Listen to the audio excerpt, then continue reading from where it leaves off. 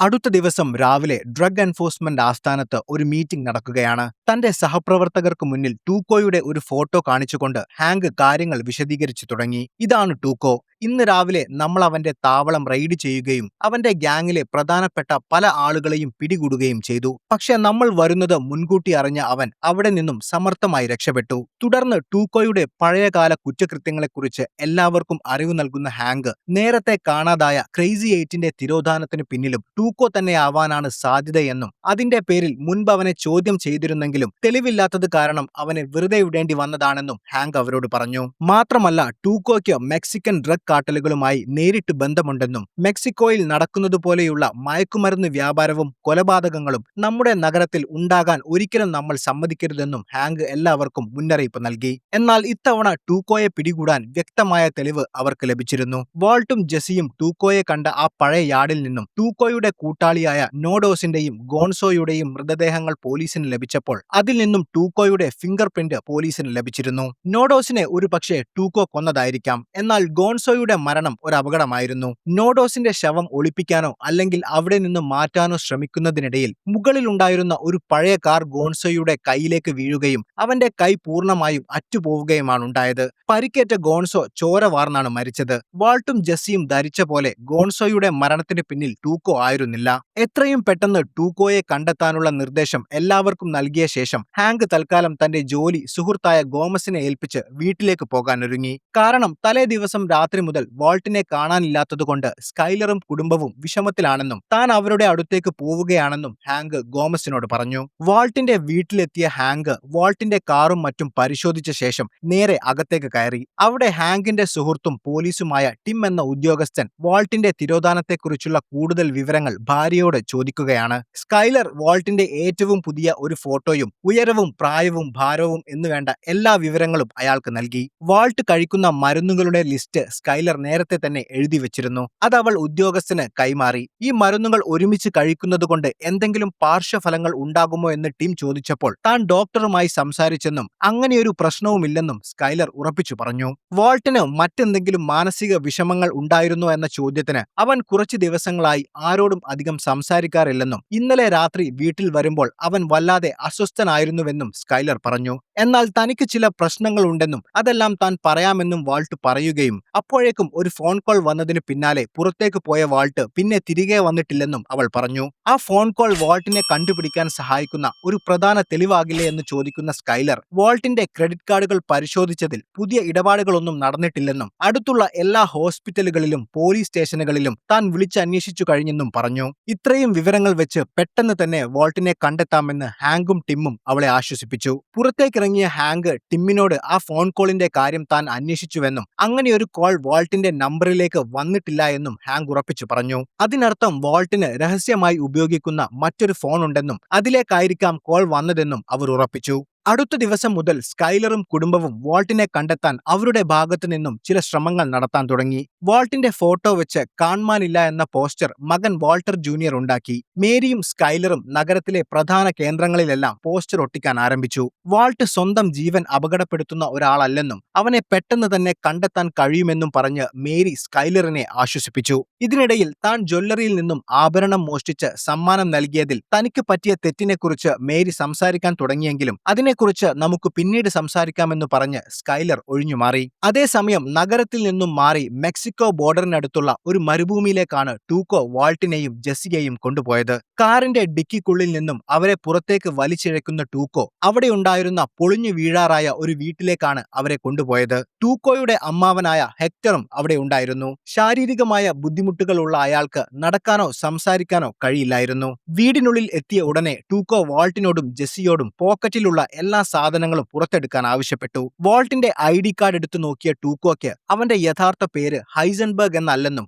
Walter white എന്നാണെന്നും മനസ്സിലായി. Heisenberg എന്നത് business ആവശ്യങ്ങൾക്ക് ഉപയോഗിക്കുന്ന കള്ളപ്പേര് മാത്രമാണെന്ന് വാൾട്ട് അവനോട് പറഞ്ഞു. വാൾട്ടിന്റെ പേഴ്സിൽ ഭാര്യയുടെയും മകന്റെയും ഫോട്ടോ കാണുന്ന ടൂക്കോ കുടുംബമുള്ളവരുമായി ബിസിനസ് ചെയ്യാൻ എനിക്കിഷ്ടമാണ്, കാരണം അവർക്ക് നഷ്ടപ്പെടാൻ ഒരുപാടുണ്ടാകും എന്നൊരു ഭീഷണി പോലെ പറഞ്ഞു. ശേഷം എനിക്ക് നിങ്ങളെ വിശ്വസിക്കാമോ എന്ന് ടൂക്കോ അവരോട് ചോദിച്ചു. യാതൊരു മടിയും കൂടാതെ തീർച്ചയായും വിശ്വസിക്കാമെന്ന് വാൾട്ട് മറുപടി നൽകി. അതിനുശേഷം ടൂക്കോ അവരെ തട്ടിക്കൊണ്ടുവന്നതിന്റെ കാരണവും അവന്റെ പ്രശ്നങ്ങളും അവരോട് പറയാൻ തുടങ്ങി. കഴിഞ്ഞ ദിവസം തന്റെ ഒളിത്താവളങ്ങളിൽ പോലീസ് നടത്തിയ റെയ്ഡിൽ തന്റെ കൂട്ടാളികളെ മുഴുവൻ പോലീസ് പിടികൂടിയെന്നും പോലീസുകാർ തന്നെ അന്വേഷിച്ചു നടക്കുകയാണെന്നും ടൂക്കോ പറഞ്ഞു. എന്നാൽ ഗോൺസോയെ മാത്രം പോലീസ് പിടിച്ചില്ലെന്ന് പറയുന്ന ടൂക്കോയ്ക്ക് അതിൽ ചില സംശയങ്ങളുണ്ടായിരുന്നു. കഴിഞ്ഞ 2 ദിവസമായി ഗോൺസോയെ ഫോണിൽ കിട്ടുന്നില്ലെന്നും നോഡോസിനെ താൻ കൊന്നതിന്റെ പേരിൽ അവന് തന്നോട് ദേഷ്യമുണ്ടായിരുന്നുവെന്നും പറയുന്ന ടൂക്കോ ചിലപ്പോൾ ഗോൺസോ ആയിരിക്കും തന്നെ പോലീസിന് ഒറ്റിയതെന്നും പറഞ്ഞു. ടൂക്കോ പറയുന്നത് കേട്ട് വാൾട്ടും ജെസ്സിയും ശരിക്കും ഞെട്ടി. കാരണം ഗോൺസോ മരിച്ചുപോയെന്ന് അവർക്ക് കൃത്യമായി അറിയാമായിരുന്നു.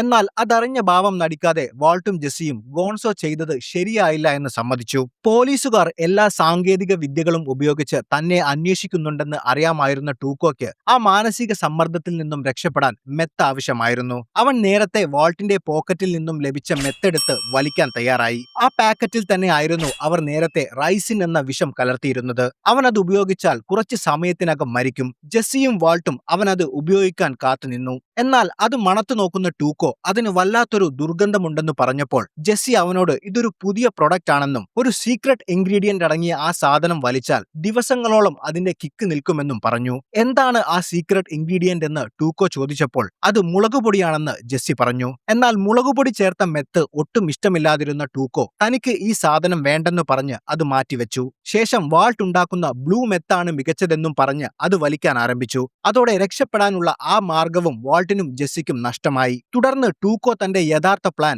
അവരോട് പറഞ്ഞു. തന്റെ സഹോദരന്മാർ കുറച്ച് സമയത്തിനകം അവിടെ എത്തുമെന്നും അവരോടൊപ്പം നമ്മൾ മെക്സിക്കോയിലേക്ക് കടന്ന് അവിടെ ആരും അറിയാതെ ഒരു വലിയ മെത്ത് ലാബ് തയ്യാറാക്കി വാൾട്ടിന്റെ ഫോർമുലയിൽ നല്ല മെത്തുണ്ടാക്കി വിറ്റ് കോടികൾ സമ്പാദിക്കാം. അതിനുള്ള എല്ലാ സൗകര്യങ്ങളും പിടിപാടുകളും അവിടെ തനിക്കുണ്ടെന്നും ടൂക്കോ പറഞ്ഞു. എന്നാൽ സ്നേഹത്തോടെ ആ ഓഫർ നിരസിക്കുന്ന വാൾട്ട് തനിക്കൊരു കുടുംബമുണ്ടെന്നും അവരെയും പഴയ ജീവിതവും പെട്ടെന്ന് ഉപേക്ഷിച്ച് വരാൻ കഴിയില്ലെന്നും പറഞ്ഞു. എന്നാൽ അത് പ്രശ്നമില്ലെന്നും നിനക്ക് ഞാൻ അവിടെ വേറെയൊരു ഭാര്യയെ റെഡിയാക്കി തരാമെന്നായിരുന്നു ടൂക്കോയുടെ മറുപടി. എന്നാൽ ജെസ്സിയെ തനിക്ക് ആവശ്യമില്ലെന്ന് പറയുന്ന ടൂക്കോ മെത്തിന്റെ ലഹരി തലക്കി പിടിച്ചപ്പോൾ അവനെ കൊല്ലാനായി അവന്റെ അടുത്തേക്ക് പാഞ്ഞു. ടൂക്കോയെ തടയുന്ന വാൾട്ട് ജെസ്സി തന്റെ പാർട്ട്ണർ ആണെന്നും അവനെ കൊല്ലുകയാണെങ്കിൽ തന്നെയും കൊല്ലേണ്ടി വരുമെന്നും പറഞ്ഞതോടെ ടൂക്കോ അടങ്ങി. വൈകുന്നേരം ആവുമ്പോഴേക്കും അവർക്ക് മെക്സിക്കോയിലേക്ക് കടക്കാനുള്ള വണ്ടി വരുമെന്നും തയ്യാറായി നിൽക്കാനും ടൂക്കോ അവരോട് പറഞ്ഞു. അതേസമയം വാൾട്ടിന്റെ വീട്ടിൽ വാൾട്ടിനെ അന്വേഷിച്ചുള്ള ബാക്കി പോസ്റ്ററുകൾ കൂടി ഒട്ടിക്കാൻ വേണ്ടി മകൻ വാൾട്ടർ ജൂനിയർ തന്റെ കൂട്ടുകാരോടൊപ്പം നഗരത്തിലെ ട്രെയിൻ സ്റ്റേഷനിലേക്ക് പോകാനൊരുങ്ങി. സ്കൈലർ അവനെ തടഞ്ഞുകൊണ്ട് താൻ തന്നെ അത് ചെയ്തോളാമെന്ന് പറയുന്നുണ്ടെങ്കിലും അവനും നമ്മളെ സഹായിക്കാൻ ആഗ്രഹം കാണുമെന്ന് പറയുന്ന മേരി അവനെ പോകാൻ അനുവദിച്ചു. ശേഷം ഗർഭിണിയായ സ്കൈലർ ഉറങ്ങിയിട്ട് ഒരുപാട് സമയമായെന്നും അതുകൊണ്ട് അവൾ കുറച്ചുനേരം വിശ്രമിക്കണമെന്നും ഹാങ്കും മേരിയും അവളെ ഉപദേശിച്ചു. വാൾട്ടിനെ കണ്ടെത്താൻ സഹായിക്കുന്ന എന്തോ ഒരു ചെറിയ തെളിവ് നമ്മൾ ശ്രദ്ധിക്കാതെ പോകുന്നുണ്ടെന്ന് സ്കൈലർ ഹാങ്കിനോട് പറഞ്ഞു. ഹാങ്ക് പറഞ്ഞ അറിവിൽ നിന്നും ആ രണ്ടാമത്തെ മൊബൈൽ ഫോണിന്റെ കാര്യം എന്തായെന്ന് മേരി അപ്പോൾ ഹാങ്കിനോട് ചോദിച്ചു. വാൾട്ട് വീട്ടിൽ നിന്നും പോകുന്നതിനു മുൻപ് അവന്റെ ഫോണിലേക്ക് ഒരു കോൾ വന്നതായി സ്കൈലർ പോലീസിനോട് പറഞ്ഞിരുന്നു. എന്നാൽ ഫോൺ കമ്പനിയുടെ രേഖകളിൽ അങ്ങനെയൊരു കോൾ വന്നതായി യാതൊരു വിവരവുമില്ലായിരുന്നു. അതുകൊണ്ട് വാൾട്ടിന് തീർച്ചയായും രണ്ടാമതൊരു മൊബൈൽ ഫോൺ ഉണ്ടെന്ന സത്യം ഹാങ്ക് സ്കൈലറിനോട് പറഞ്ഞു. അത് കേൾക്കുന്ന സ്കൈലർ എന്തിനായിരിക്കും വാൾട്ട് എല്ലാവരിൽ നിന്നും രഹസ്യമായി ഒരു ഫോൺ ഉപയോഗിക്കുന്നതെന്ന് ഹാങ്കിനോട് ചോദിച്ചു. തനിക്ക് ക്യാൻസർ ആണെന്ന കാര്യം ആഴ്ചകളോളം അവൻ എല്ലാവരിൽ നിന്നും രഹസ്യമാക്കി വച്ചതുപോലെ എല്ലാവർക്കും അവരുടേതായ ചില രഹസ്യങ്ങൾ ഉണ്ടാകുമെന്നും പറഞ്ഞ് ഹാങ്ക് അവളെ ആശ്വസിപ്പിക്കാൻ ശ്രമിച്ചു. എന്നാലും എന്തായിരിക്കും ആ രഹസ്യമെന്ന് ചിന്തിക്കുന്ന സ്കൈലർ വാൾട്ടിന് മറ്റേതെങ്കിലും സ്ത്രീയുമായി ബന്ധമുണ്ടാവുമോ എന്ന് അവരോട് ചോദിച്ചു. പക്ഷെ വാൾട്ടിനെ സംബന്ധിച്ച് അതൊരിക്കലും നടക്കാത്ത കാര്യമാണെന്ന് അവൾക്ക് തന്നെ അറിയാമായിരുന്നു. അപ്പോഴാണ് മേരി വാൾട്ടിന്റെ കഞ്ചാവ് ഉപയോഗത്തെക്കുറിച്ച് സംസാരിക്കുന്നത്. എന്നാൽ അവനിപ്പോൾ അത് ഉപയോഗിക്കുന്നില്ല എന്ന് സ്കൈലർ തീർത്തു പറയുന്നുണ്ടെങ്കിലും മേരി അത് സമ്മതിക്കുന്നില്ല. കീമോതെറാപ്പിയും കഞ്ചാവും തമ്മിൽ നല്ല ബന്ധമുണ്ടെന്നും അതുകൊണ്ട് വാൾട്ടിന് കഞ്ചാവ് വിൽക്കുന്ന ആ ഡ്രഗ് ഡീലറെ, അതായത് ജെസ്സിയെ ചോദ്യം ചെയ്യാൻ മേരി ഹാങ്കിനോട് ആവശ്യപ്പെട്ടു. അവനിൽ നിന്നും വാൾട്ടിനെ കുറിച്ച് എന്തെങ്കിലും വിവരം കിട്ടിയേക്കാമെന്ന് അവൾ ഉറപ്പിച്ചു പറഞ്ഞു. ഇതൊന്നും നടക്കാൻ സാധ്യതയില്ലാത്ത കാര്യമാണെന്ന് ഹാങ്ക് പറയുന്നുണ്ടെങ്കിലും സ്കൈലറിന്റെ നിർബന്ധപ്രകാരം ഹാങ്ക് ജെസ്സിയുടെ വീട് അന്വേഷിച്ചിറങ്ങി. ജെസ്സിയുടെ വീട്ടിലെത്തിയ ഹാങ്ക് അവന്റെ അമ്മയെ കണ്ട് സംസാരിച്ചു. ജെസ്സിയെ കുറിച്ച് ചോദിച്ചപ്പോൾ അവൻ ഇപ്പോൾ ഇവിടെയല്ല താമസമെന്നായിരുന്നു അവരുടെ മറുപടി. എന്താണ് കാര്യമെന്ന് അവർ ചോദിച്ചപ്പോൾ ഹാങ്ക് സ്വയം പരിചയപ്പെടുത്തി. ഹൈസ്കൂളിൽ ജെസ്സിയെ കെമിസ്ട്രി പഠിപ്പിച്ചിരുന്ന വാൾട്ടർ വൈറ്റ് എന്റെ അളിയനാണ്. വാൾട്ടിനെ കുറിച്ച് ജെസ്സിയോട് ചില കാര്യങ്ങൾ സംസാരിക്കാനാണ് ഞാൻ വന്നത്. മിസ്റ്റർ വൈറ്റിനെ തനിക്ക് നല്ല ഓർമ്മയുണ്ടെന്നും ജെസ്സിയിൽ എന്തൊക്കെയോ കഴിവുകളുണ്ടെന്ന് വിശ്വസിച്ചിരുന്ന, അവനെ ശരിക്കും പ്രചോദിപ്പിക്കാൻ ശ്രമിച്ച ചുരുക്കം ചില അധ്യാപകരിൽ ഒരാളായിരുന്നു അദ്ദേഹമെന്നും ജെസ്സിയുടെ അമ്മ പറഞ്ഞു. അതോടെ വാൾട്ടിനെ ഇപ്പോൾ കാണാനില്ലെന്നും അയാളെ എങ്ങനെയെങ്കിലും കണ്ടെത്താൻ അയാളുമായി ഏതെങ്കിലും രീതിയിൽ ബന്ധമുള്ള എല്ലാവരെയും താൻ അന്വേഷിച്ച് നടക്കുകയാണെന്നും ഹാങ്ക് വ്യക്തമാക്കി. കാര്യത്തിന്റെ ഗൗരവം മനസ്സിലാക്കിയ ജെസ്സിയുടെ അമ്മ എന്തെങ്കിലും സഹായം ചെയ്യാൻ കഴിയുമെങ്കിൽ തീർച്ചയായും ചെയ്യാമെന്ന് പറഞ്ഞു. ജെസ്സിയുടെ ഫോണിൽ വിളിച്ചിട്ട് കിട്ടുന്നില്ലെന്നും അവനെ ബന്ധപ്പെടാൻ എന്തെങ്കിലും സഹായം ചെയ്യാൻ സാധിക്കുമോ എന്നും ഹാങ്ക് അവരോട് ചോദിച്ചു. എന്നാൽ തന്റെ മകനും വാൾട്ടും തമ്മിൽ ഇപ്പോൾ എന്ത് ബന്ധമുണ്ടാകാനാണെന്ന് അവർ സംശയത്തോടെ ചോദിച്ചു. കൂട്ടത്തിൽ ഹാങ്ക് പോലീസാണോ എന്നും അവർ ചോദിച്ചു. കാര്യങ്ങൾ ഒളിച്ചു വെക്കുന്നതിൽ അർത്ഥമില്ലെന്ന് മനസ്സിലാക്കുന്ന ഹാങ്ക് താൻ ഡ്രഗ് എൻഫോഴ്സ്മെന്റ് വിഭാഗത്തിലെ ഉദ്യോഗസ്ഥനാണെന്ന് പറഞ്ഞതോടെ ജെസ്സിയുടെ അമ്മ ശരിക്കും ഭയന്നു. തന്റെ മകൻ വല്ല പ്രശ്നത്തിലും പെട്ടോ എന്നും താനൊരു വക്കീലിനെ കാണേണ്ടതുണ്ടോ എന്നും അവർ പേടിയോടെ ചോദിച്ചു. എന്നാൽ ഹാങ്ക് വളരെ ശാന്തനായി അവരെ സമാധാനിപ്പിച്ചു. നിങ്ങളുടെ മകൻ എന്തെങ്കിലും തെറ്റ് ചെയ്തിട്ടുണ്ടോ ഇല്ലയോ എന്നത് ഇപ്പോൾ എന്റെ വിഷയമല്ല. എനിക്ക് എന്റെ അളിയനെ കണ്ടെത്തണം. അവന്റെ ഭാര്യ ഗർഭിണിയാണ്. ഭർത്താവിനെ കാണാതെ അവൾ വല്ലാതെ വിഷമിക്കുന്നുണ്ട്. ഇത് കേട്ട ജെസ്സിയുടെ അമ്മ, നിങ്ങളെ എനിക്ക് സഹായിക്കണമെന്നുണ്ട്. എന്നാൽ ഞാൻ എന്റെ മകനെ കണ്ടിട്ട് ഇപ്പോൾ ഒരു മാസത്തിൽ കൂടുതലായി. ഇനി അടുത്തൊന്നും അവനെ കാണുമെന്നും ഞാൻ കരുതുന്നില്ല. ജെസ്സിയുടെ അമ്മയുടെ ഈ മറുപടി കേട്ടപ്പോൾ ഇതിൽ കൂടുതൽ വിവരങ്ങളൊന്നും അവരിൽ നിന്നും ലഭിക്കില്ലെന്ന് മനസ്സിലാക്കിയ ഹാങ്ക് അവിടെ നിന്നും മടങ്ങാൻ തയ്യാറായി. സ്കൈലർ പറഞ്ഞ വിവരങ്ങളിൽ നിന്നും ജെസ്സിയുടെ കാറിനെ കുറിച്ച് അറിയാമായിരുന്ന ഹാങ്ക് ജെസ്സി ഇപ്പോഴും ആ പഴയ 89 മോഡൽ മൗണ്ട് കാർലോ തന്നെയാണോ ഉപയോഗിക്കുന്നതെന്ന് പോകുന്നതിന് മുൻപായി അവരോട് ചോദിച്ചു. അതെ എന്ന അവരുടെ മറുപടി കേട്ട ഹാങ്ക് ഗോമസിനെ വിളിച്ച് ജെസ്സി പിങ്മാൻ എന്നയാളുടെ പേരിലുള്ള ആ മോഡൽ കാറിനെ കുറിച്ച് അന്വേഷിക്കാൻ പറഞ്ഞ ശേഷം അവിടെ നിന്നും തിരികെ പോയി. അതേസമയം ടൂക്കോയുടെ കണ്ണു വെട്ടിച്ച് അവിടെ നിന്നും രക്ഷപ്പെടാനുള്ള വഴികൾ ആലോചിക്കുകയാണ് വാൾട്ടും ജെസ്സിയും. ടൂക്കോ അവർക്കുള്ള ഭക്ഷണം തയ്യാറാക്കുകയാണ്. അതിനിടയിൽ നോഡോസിന്റെയും ഗോൺസോയുടെയും മരണത്തിന്റെ വിവരങ്ങൾ ടിവിയിൽ കാണിക്കാൻ തുടങ്ങി. ടൂക്കോ അത് കാണുന്നതിനു മുൻപ് അവർ ആ ചാനൽ മാറ്റിക്കളഞ്ഞു. കാരണം ഗോൺസോയെ കൊന്നത് ടൂക്കോ അല്ലെങ്കിൽ പിന്നെ ആരാണെന്നായി ജെസ്സിയുടെ സംശയം. ഗോൺസോ യാർഡിൽ അപകടത്തിൽ മരിച്ചു പോയതാണെന്ന് ടൂക്കോ അറിഞ്ഞാൽ അവൻ ഉറപ്പായും ജെസ്സിയും വാൾട്ടുമാണ് അത് ചെയ്തതെന്ന് സംശയിക്കും. അതോടെ അവൻ അവരെ കൊല്ലും. ജെസ്സിയും വാൾട്ടും ഈ ചെയ്യുന്നതും സംസാരിക്കുന്നതുമെല്ലാം സംശയത്തോടെ ഹെക്ടർ നോക്കി നിൽക്കുന്നുണ്ടായിരുന്നു. ഇനി രക്ഷപ്പെടാൻ എന്തു ചെയ്യുമെന്ന് ചിന്തിച്ചിരിക്കുമ്പോഴാണ് ടൂക്കോ അവനുണ്ടാക്കിയ സാൻഡ്വിച്ചുമായി അവിടേക്ക് വന്നത്. ടൂക്കോ വെള്ളമെടുക്കാൻ പോയ തക്കത്തിന് വാൾട്ട് അവന്റെ സാൻഡ്വിച്ചിൽ നേരത്തെ കൊണ്ടുവന്ന റൈസിൻ എന്ന വിഷം കലർത്തി. എന്നാൽ അതും ഹെക്ടർ കാണുന്നുണ്ടായിരുന്നു. തിരിച്ചെത്തിയ ടൂക്കോ അത് കഴിക്കാൻ ശ്രമിച്ചതും ഹെക്ടർ അത് കഴിക്കരുതെന്ന മട്ടിൽ തന്റെ വീൽചെയറിൽ ഘടിപ്പിച്ച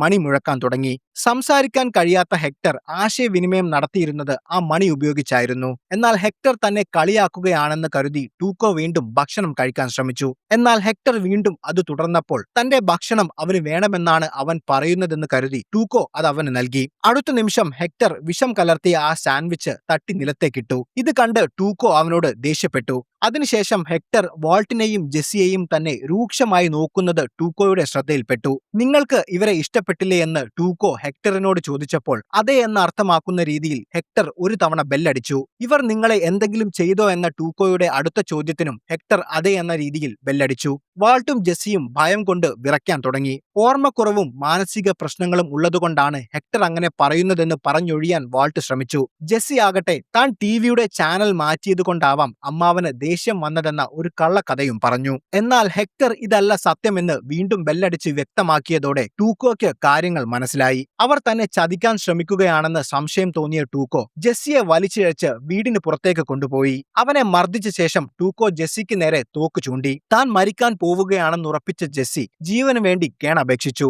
നിങ്ങൾ എന്താണ് എന്നിൽ നിന്ന് ഒളിക്കുന്നതെന്ന് പറയാൻ ടൂക്കോ അവരോട് ചോദിച്ചുകൊണ്ടിരുന്നു. ജെസ്സിയുടെ ജീവൻ രക്ഷിക്കാൻ വേണ്ടി വാൾട്ട് ആ സത്യം തുറന്നു പറഞ്ഞു. ഞങ്ങൾ നിന്നെ വിഷം ഉപയോഗിച്ച് കൊല്ലാൻ ശ്രമിച്ചു. കാരണം നീ സമനില തെറ്റിയ തരം താണ ഒരു മൃഗമാണ്. നീ മരിക്കേണ്ടവനാണ്. ഇത് കേട്ട ടൂക്കോ ദേഷ്യത്തോടെ വാൾട്ടിന് നേരെ തിരിഞ്ഞ സമയം കൊണ്ട് ജെസ്സി അവിടെ കിടന്ന ഒരു കല്ലെടുത്ത് ടൂക്കോയുടെ തലയ്ക്ക് ശക്തമായി അടിച്ചു. താഴെ വീണ ടൂക്കോയുമായി മൽപ്പിടുത്തം നടത്തിയ ജെസ്സി വളരെ സമർത്ഥമായി ടൂക്കോയുടെ തോക്കെടുത്ത് അവന്റെ വയറ്റിലേക്ക് വെടിവെച്ചു. വെടിയേറ്റ ടൂക്കോയെ അവിടെ ഉണ്ടായിരുന്ന ഒരു കുഴിയിലേക്ക് തള്ളിയിട്ട് ജെസ്സിയും വാൾട്ടും വേഗത്തിൽ അവിടെ ഉണ്ടായിരുന്ന കാറിൽ കയറി രക്ഷപ്പെടാൻ ഒരുങ്ങി. അടുത്ത നിമിഷം ദൂരെ നിന്നും ഒരു വാഹനം അങ്ങോട്ട് വരുന്നത് അവർ കണ്ടു. ടൂക്കോ പറഞ്ഞ അവന്റെ സഹോദരന്മാരായിരിക്കും അതെന്ന് കരുതി ഭയന്ന ജെസ്സിയും വാൾട്ടും കാർ അവിടെ തന്നെ ഇട്ട് അടുത്തുള്ള ഒരു മറവിൽ പോയി ഒളിച്ചു. എന്നാൽ ആ വന്നത് ഹാങ്ക് ആയിരുന്നു. ജെസ്സിയുടെ കാറിലെ GPS ട്രാക്ക് ചെയ്താണ് ഹാങ്ക് അവിടെ എത്തിയത്. അപ്പോഴേക്കും ആ കുഴിയിൽ നിന്നും ചോരയൊലിപ്പിച്ച് എഴുന്നേറ്റ് വന്ന ടൂക്കോയെ കണ്ട ഹാങ്ക് ആദ്യം അത് ജെസ്സി ആണെന്ന് കരുതി സംസാരിക്കാൻ തുടങ്ങിയെങ്കിലും സൂക്ഷിച്ചു നോക്കിയപ്പോൾ